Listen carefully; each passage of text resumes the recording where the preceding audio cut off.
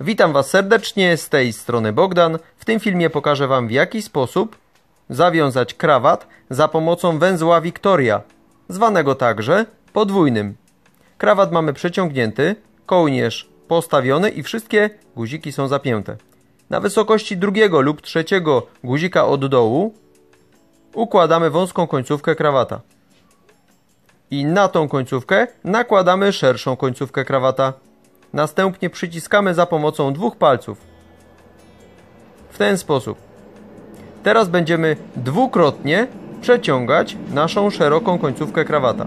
Na razie jeden raz. Zobaczcie. I nasz palec wskazujący w tym momencie może chwycić to przeciągnięcie w tym miejscu. I teraz będziemy przeciągać nasz krawat drugi raz. W ten sposób, ale teraz będziemy potrzebowali jeden palec lub dwa palce, żeby wyciągnąć, aby można było stworzyć otwór, który nam zaraz się przyda. Teraz szeroką końcówkę krawata przeciągamy przez otwór przy szyi, w ten sposób, i wkładamy szeroką końcówkę krawata w otwór, jaki stworzyliśmy. Zobaczcie.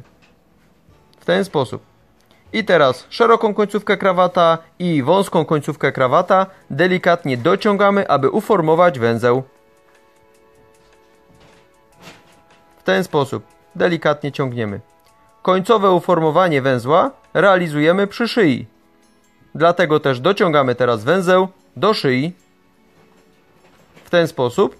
I za pomocą palców możemy jeszcze doformować nasz węzeł, tak żeby wyglądał bardzo dobrze. O, w ten sposób. Nasz kołnierzyk układamy na swojej pozycji, czyli składamy go w dół i dociągamy węzeł do górnej części naszego kołnierzyka. W ten sposób. Ok, już jest dobrze, ale musimy oczywiście zweryfikować, czy krawat, końcówka krawata dochodzi do środka klamry naszego paska. Tu jest wszystko ok.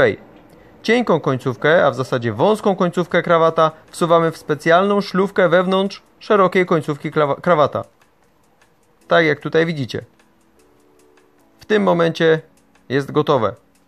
Opuszczamy krawat, weryfikujemy ostatecznie. Długość jest odpowiednia. Możemy jeszcze poprawić delikatnie węzeł, jeżeli nam się poluzuje.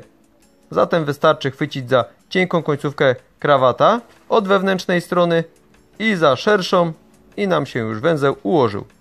Dziękuję za uwagę.